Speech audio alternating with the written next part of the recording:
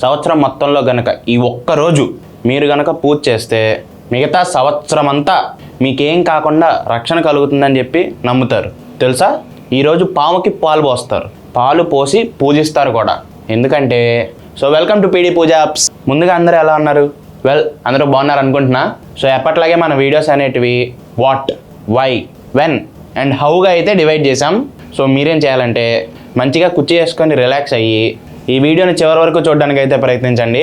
మీకు మొత్తం అర్థమయ్యేలా చూసుకునేది నా బాధ్యత. ఇకపోతే ఎటువంటి డౌట్ వచ్చినా సరే నేనున్నా కదా, నన్ను గుర్తుపెట్టుకోండి. వీడియోకి ఒక లైక్ వేసుకొచ్చేయండి, మనం వీడియోని స్టార్ట్ చేద్దాం. మనం టాపిక్లోకి వెళ్ళే ముందు ఎవరైనా కొత్త వాళ్ళు వచ్చుంటే కనుక మీకు ఒక విషయం చెప్పాలి.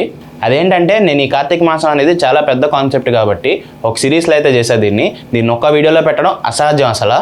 అందుకని దీన్ని వీలైనంతగా చిన్నగానే చేద్దాం అనుకుంటున్నా, షార్ట్ అండ్ స్వీట్ లాగా. ఎక్కడైనా ఆల్రెడీ చెప్పిన పాయింట్ మళ్ళీ రిపీట్ అయితే అక్కడైతే దీన్ని మళ్ళీ రిప్లేస్ చేద్దాం అనుకోవట్లేదు. ఆ వీడియో రిఫరెన్స్ ఇచ్చేసి అక్కడ వదిలేద్దాం అనుకుంటున్నా. ఎందుకంటే ఆల్రెడీ చెప్పాం కదా, మళ్ళీ చెప్తే వీడియో లెంత్ అనేది పెరిగిపోయింది, అది మీకు యూజ్లెస్. ఆ ప్లేలిస్ట్ మొత్తాన్ని డిస్క్రిప్షన్లో లింక్ అయితే ఇచ్చాను. వీలైనప్పుడు మీరు ఏం చేస్తారంటే ప్రతి ఒక్క వీడియో అయితే చూడండి. దానివల్ల ఏంటంటే మీకు కార్తీక మాసం సబ్జెక్ట్ మొత్తం బాగా అయితే అర్థమవుతుంది. ఇకపోతే ఇది మొత్తం నేనే చేశా, మొత్తం స్క్రిప్ట్ నుంచి ఎడిటింగ్ వరకు తమ్నేల్ మొత్తం అంతా నేనే చేశా. మీకు ఒకవేళ వీడియో కనుక నచ్చితే ప్లీజ్ ఒక లైక్ అయితే ఇవ్వండి, మనకి బూస్ట్ అయితే అవుద్ది కదా. ఇంత కష్టపడుతున్నందుకు కాస్త రీచ్ వస్తే హ్యాపీ అనమాట. ఈరోజు కార్తీక శుద్ధ చవితి, దీనిని మనం కార్తీక మాసంలో 4వ రోజుగా అయితే పిలుస్తాము. ఈరోజు మనం జరుపుకునే పండగ పేరు వచ్చేస్తలోకి నాగుల చవితి అంటారు. ఈరోజు మనం పూజించేది ఎవరికంటే నాగేంద్ర స్వామికి.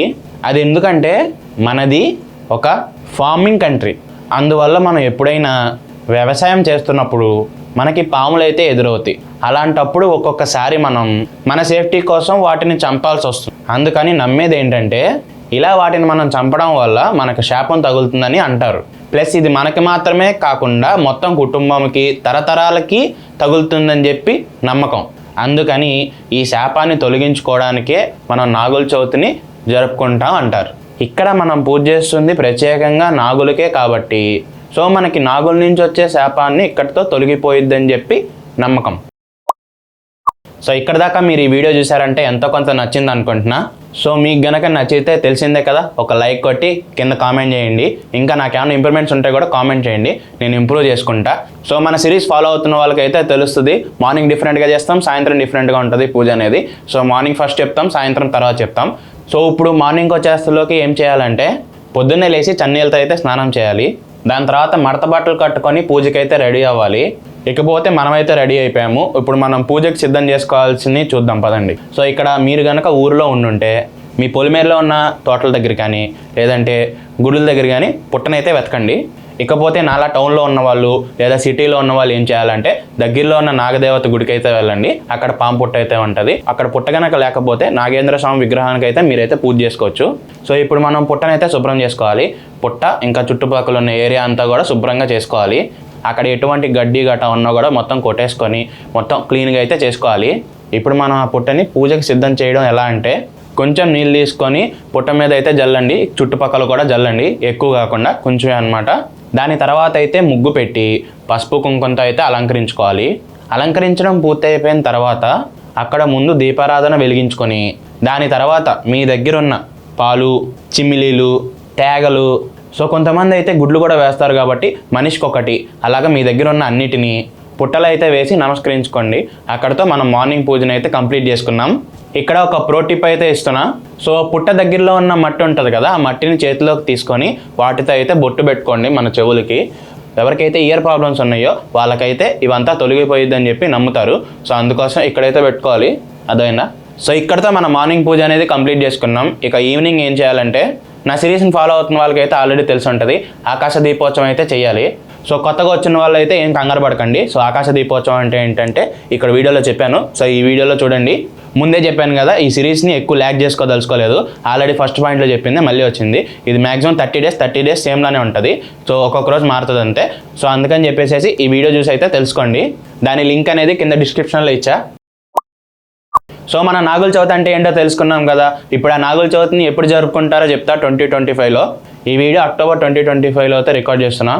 మనం ప్రతి సంవత్సరం నాగుల చవితి అనేది కార్తీక శుద్ధ చవితి నాడు అయితే జరుపుకుంటాం. అది ఈ సంవత్సరం వచ్చేస్తలోకి అక్టోబర్ 25th సాటర్డే అయితే వచ్చింది. సో ఈరోజు మనం పండగ ఏంటి, ఎందుకు చేస్తారు, ఎలా చేస్తారు, ఎప్పుడు చేస్తారు అన్నీ తెలిసేసుకున్నాం. కానీ ఒక మెయిన్ పార్టే మిస్ అయిపోయాం. అదే పూజకు కావాల్సిన సామాన్లు ఏంటి. నేను చెప్పే వస్తువులు మినిమం క్వాంటిటీలోనే చెప్తాను. సో దీనికన్నా ఎక్కువే తెచ్చుకోండి, కానీ తక్కువ అయితే తెచ్చుకోబాకండి.